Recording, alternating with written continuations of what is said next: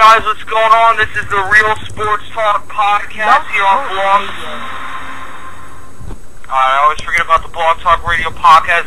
I'm Tim. This is the Real Sports Talk podcast here on Blog Talk Radio. We're starting to try and do some more live shows. First of all, you can follow me on Twitter at CashKelly_TRST, and you can also like the Real Sports Talk on Facebook, the Real Sports Talk. Check out our YouTube channel at youtube.com/Mr. Kelstar, and you're going to get to see an extensive NBA playoff breakdown and everything. And I'm going to go into an extensive NBA playoff breakdown as well right now. If you want to join, I will gladly bring on some callers. The number is 347-945-7280. That's 347-945-7280. And all you have to do once you call is press the 1. You'll go into my queue, and I have the thing pulled up right now. So anyone who wants to talk with me, I will gladly bring you on, and we can talk about this NBA playoffs. This is only a half-hour show. It's going to go till 12:30 Eastern Time. If I make it that long, I mean, I'm the only person hosting it, so if I run out of things to say and I decide to end it a little bit earlier than that, which I don't expect, then certainly I could do that. But if you guys call in, I want to talk. It's not like I'm just saying that to go through the motions.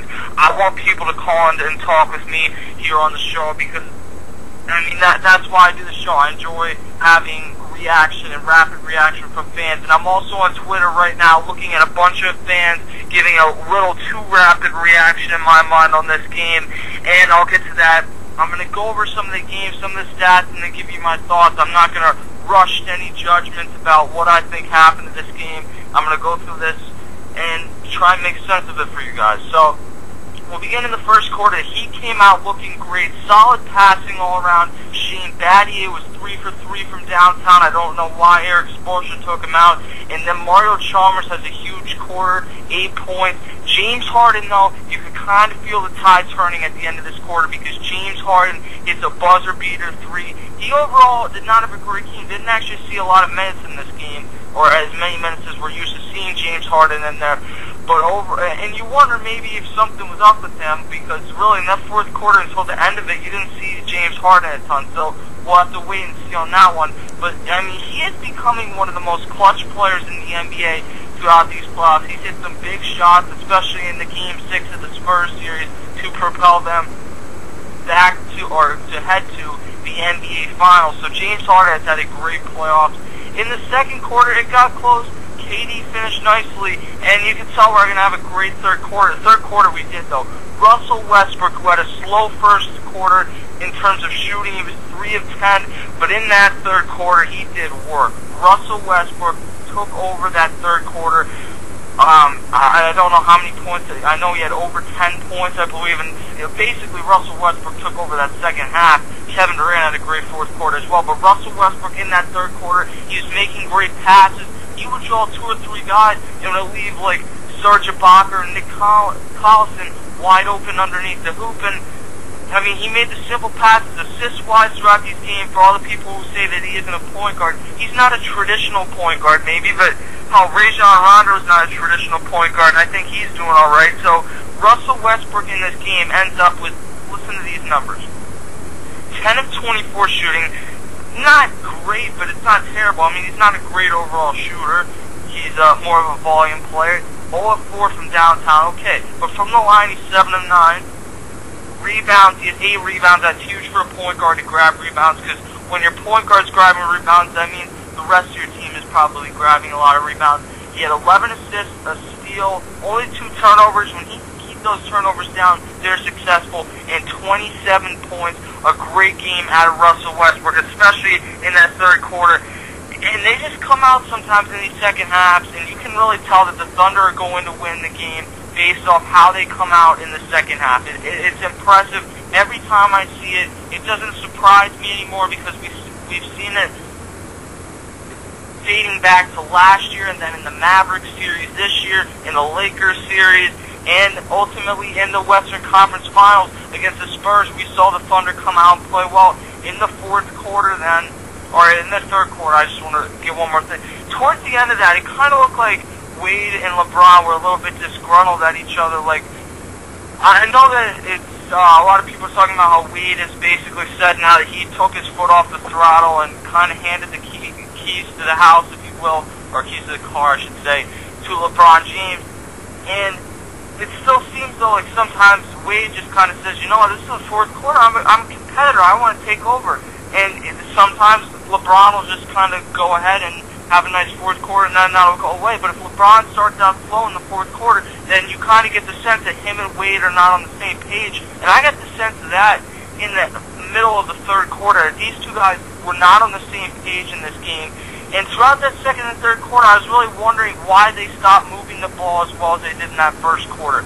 I know that Shane Battier isn't going to hit every three he takes, and Mario Chalmers isn't going to end up with 40 points in a game most likely, but the way they moved the ball in the first half was opening up a lot. It was kind of making up for the fact that Chris Bosh wasn't playing as many minutes, and when he is playing the minutes for some reason right now, he's jump shooting. He looks great jump shooting, but they need his presence offensively now too, down in the post, which they didn't need as much against the Celtics. But against the Thunder, they're going to need him in the post a little bit for when things break down with LeBron James and Dwayne Wade out on the perimeter, or even Mario Chalmers. They need someone to feed the ball into besides having LeBron drive in or having Wade drive in. And a lot of times Wade's not getting in there, so they need Chris Bosh to go down and play more of that post role.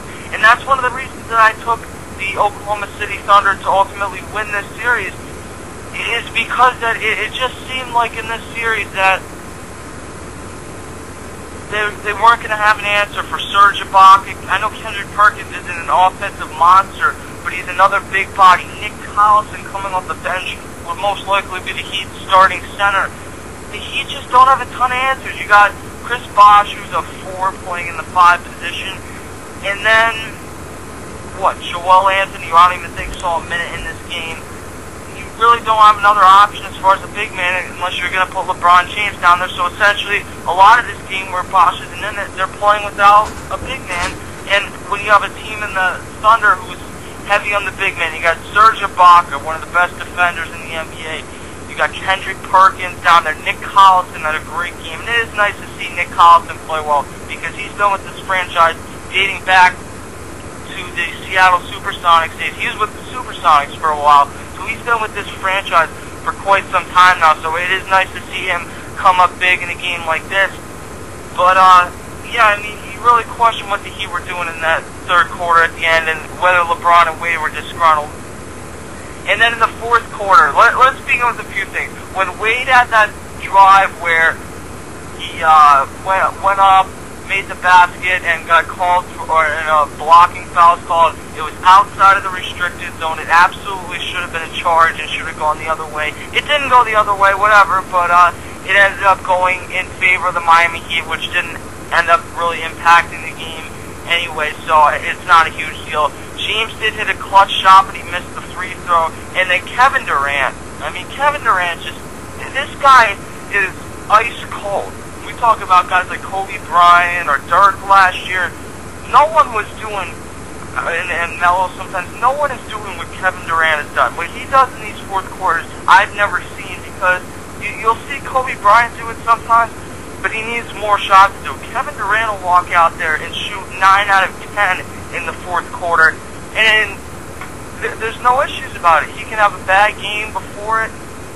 When it comes down to it, Kevin Durant comes out there and he hits those big shots really without any problem. And it's been huge for them throughout these entire NBA playoffs because a lot of times they're not getting off the huge leads in these first quarters, but they're propelling themselves late with Russell Westbrook and Kevin Durant, and especially Kevin Durant in these playoffs, but tonight Russell Westbrook.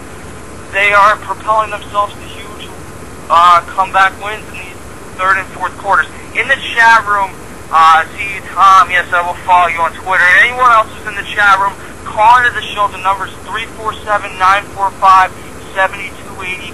That's 347-945-7280. And then once you get on, it'll say Blog Talk Radio, and just press 1, and you'll be in my queue, and I'll get you on as soon as possible. LeBron James, though, I'm hearing a lot of people saying that he choked in the fourth quarter.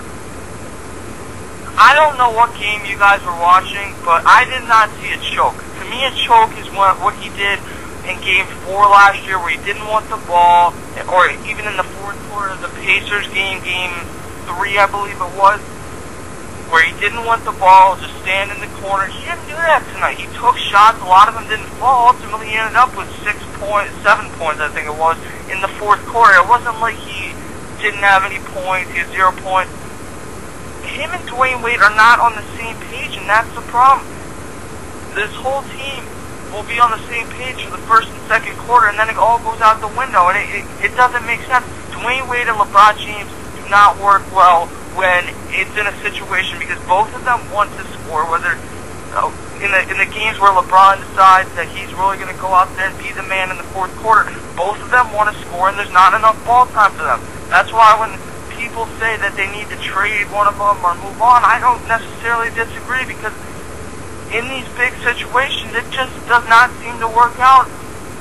When it comes down to a last-second situation or a last 5-minute situation, it doesn't seem to work out a lot. It's nice that a lot of times you can put teams away, but to win an NBA Finals, you're going to have 1 or 2 games where you win it in the last 5 minutes. And the way Kevin Durant and Russell Westbrook played tonight compared to the way Dwayne Wade and LeBron James played late in this team, I tend to go with the side of thinking that the Oklahoma City Thunder are going to win, because Dwayne Wade came up small in the fourth quarter. I think he only had 3 points. And LeBron James had 7 points on like 2 of 6 or 7 shooting. He wasn't terrible in the fourth quarter. I don't think he choked, but he didn't do what Kevin Durant did. It's as simple as that. LeBron James did not do what Kevin Durant did. You give Kevin Durant all the props, and that's why I said I think LeBron James is a better overall player. But right now, I'd take Kevin Durant on my team. If I'm making a team, I know that LeBron James has the potential to go out there and have a 45 and 15 game, but I also know that when it comes down to it, Kevin Durant is going to be there in that fourth quarter. I know LeBron James is, I'm not saying that he's been small in the fourth quarters, but he's not going to give you a 14 or 15 point performance in the fourth quarter, and that's not a knock on him, really. No one's doing that. Name me another person in the last 3 or 4 seasons that we've seen consistently come out in the NBA playoffs and give you performances like this in the fourth quarter, because there really isn't one. At least not one that I can think of. Kevin Durant is playing on another level right now. You give the guy a lot of props. I thought LeBron James won the MVP. I don't know why people continue to have that debate a month and a half after the award was given out. But whatever. I mean, I understand comparing LeBron James to Kevin Durant, but the MVP, all these people saying, oh, well, Choke needs to give it back to Kevin Durant. It's not that LeBron James really choked tonight. It's that Kevin Durant just looked so good in that fourth quarter. I think it's as simple as that. I don't know. I didn't think that LeBron James choked, and whatever. People want to say people are going to say what they're going to say, and LeBron James, really, this guy could go out and drop 100 points, and if he doesn't hit a last-second shot, then LeBron James choked. That's essentially what we're out with the media. If the Heat, and if they win, and Wade scores 4 points in the game, LeBron is 100. If Wade is the last 2 points, even if they win the game by 25 points, it's, oh, well, when it counted, Dwayne Wade put the team on his back. And it's not like I don't dislike Dwayne Wade. I like Dwayne Wade. But it's the same thing that people do. People will just bring up any star and and annoy other people with them to spite LeBron James. They did it with they did it last year with Derrick Rose. I didn't really buy into that at the time. I still enjoy watching Derrick Rose. They do it with Kevin Durant all the time, and it's not people saying that Kevin Durant's a great player, because everyone knows that. It's people saying that, oh, he's so humble. You hear that 50 times, and it's like, yeah, cool. I know he is. Thanks for telling me. I can see it out there. I'd love to hear the part where being humble really means anything to what actually goes down in the court. And if you really think about it, it's because LeBron James held the TV show and everything, and he's not humble. So people use that as a negative thing toward him. And essentially, until LeBron James wins the title, he's not going to get that off his back. And there's not really any other way to put it. I'm not going to sit here and be blind to the fact that LeBron James scored 30 points tonight. Let me pull up his exact stats. He had 30 points, 9 rebounds, 4 assists, career high, probably his best NBA Finals team of all time. He's had some small games in the NBA Finals. I understand that. This was not one of them. If you really want my thoughts there, this was not one of his smaller games in the NBA Finals. I think he can do better, sure, but, I mean, if you look down the rest of the players in the game, Russell Westbrook had a great game, and Russell Westbrook didn't have 39 and 4, so that really makes you think that we didn't maybe expect Russell Westbrook to explode in that second half, and we just kind of expect LeBron to get that regular 30. So if we're going to give Russell Westbrook the credit for having a really good game, you have to understand that LeBron James had a really good game. As far as Dwayne Wade goes, these two guys, I don't know what it is, but I just don't think that they can figure it out. And I'll think that after they win a game or two against the Celtics or the Pacers, that, you know what, maybe they won't have to figure it out. Maybe they'll just win a title like this with Eric Spoelstra drawing up plays where Chris Bosh is shooting a 3 in a big, or in a last-second situation, 2 threes actually, when he's essentially your center. And with Dwayne Wade and LeBron James not really being on the same page as far as who's going to take the ball in the last-second situation, and then I'll see games like this, and I'll remember the Oklahoma City Thunder have a much deeper team, and maybe that's what the Miami Heat needs to ultimately win a championship. And to get that, you probably have to trade one of those 2 stars away. And I mean, it's up to you who that would be. I know who I think is the better player, but if you could get, I don't know. I'm not Pat Riley. I'm not in the Miami Heat organization. I'm not here to make the determination who needs to be traded or whatever. And it's probably a stupid thing that I'm having this, because he could very well come back, win the next game, and we could forget about this. He could win the series, and everyone will look back at this and think how stupid I am. It's certainly possible that that happens. I don't really see it happening, though, because I think that the Thunder are going to win a really good series in 6 or 7 games, but I think that ultimately the Achilles heel for this team is going to be that late in these games, Kevin Durant and Russell Westbrook are just too good. And the Thunder are a better overall team. The better team won tonight. And that's the other thing you have to take into account. When people want to say LeBron James choked or whatever, the Thunder are just a better overall team than the Heat. When the Heat play like they did in the first quarter, sure, they could go 82-0 maybe. But when they play like they did in the second half, where they're not moving the ball well, and it just doesn't seem like everyone's on the same page on that team. And I've said that a bunch of times. I can't think of really any other way to describe it. When it doesn't seem like everyone is really on the same page, then you just look at the Thunder and you realize they have big men, they have everything, and they did a tremendous job drafting that team. And that is why I've always kind of said building a team through free agency is very hard. Now, in the NBA, it's easier than some other sports. I mean, you can't really do it at all in the MLB. You need some homegrown talent. And then in the NFL, you can certainly bring in some free agents. But as the Eagles learned last year, you can't just build a whole defense through free agency or just bring in some stars and expect that it's just going to correct all the problems you have. In the NBA, sure, you can bring in LeBron James, Dwayne Wade, and Chris Bosh and try and put some players around. I mean, Mario Chalmers isn't a terrible player. He's a top 15 or 20 point guard. But he's not a star in the league. There's not like one other player on that team that I look at and say, okay, if one of these guys drops the ball, then there's that third guy that I really think that can take over. LeBron James and Chris Bosh, or LeBron James and Dwayne Wade, if one of them doesn't turn out to have a huge game, then there's not that guy that can keep them in the game to the point where they're in it, at least in the fourth quarter. When you look at the Thunder, if Russell Westbrook and Kevin Durant don't have a great game, James Harden can go out there and drop 30.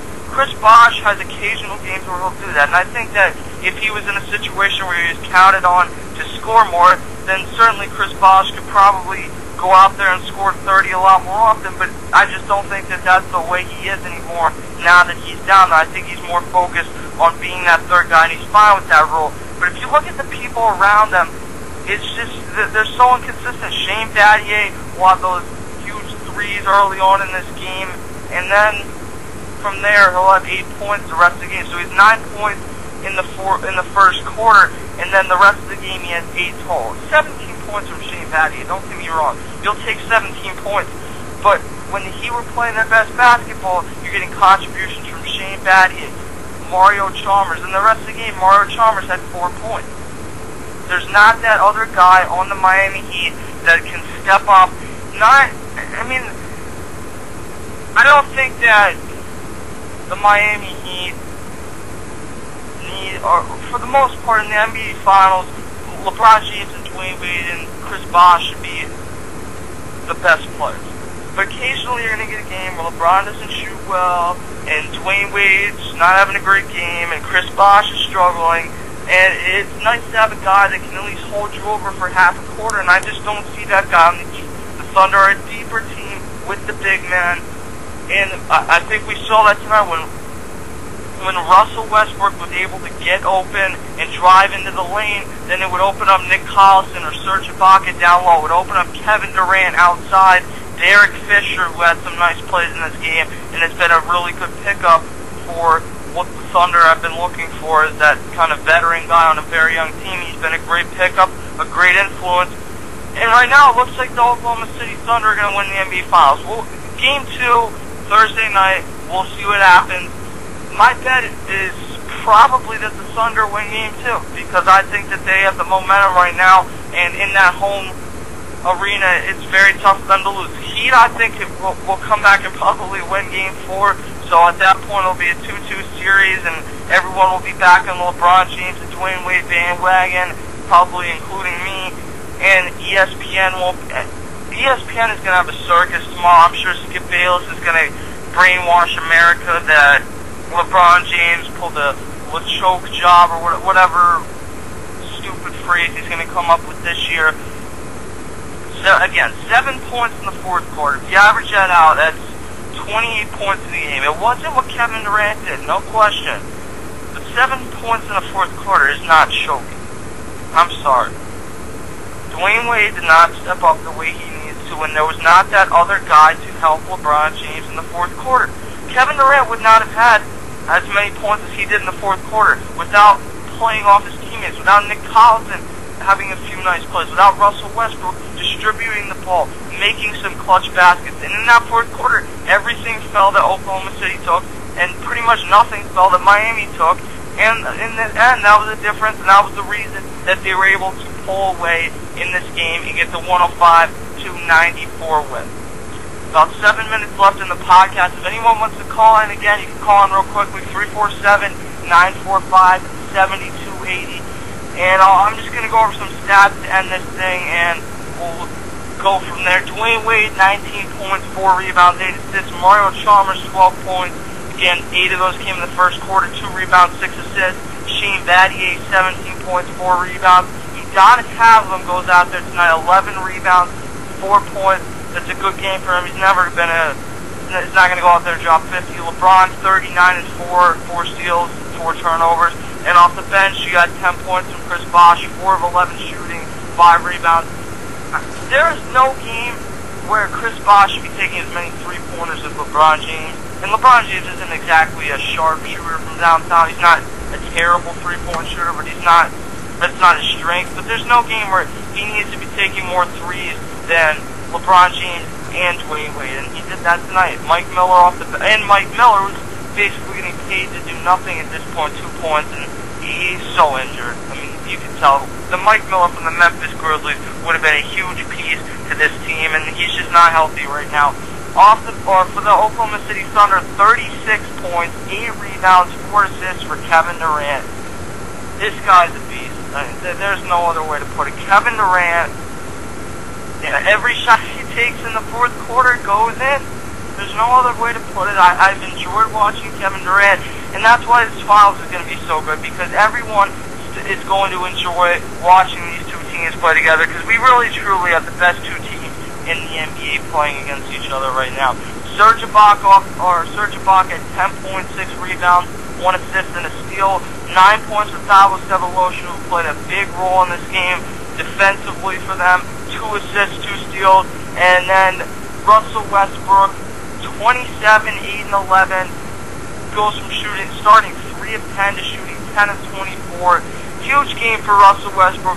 When these two guys are on the same page, then the Thunder are virtually unbeatable.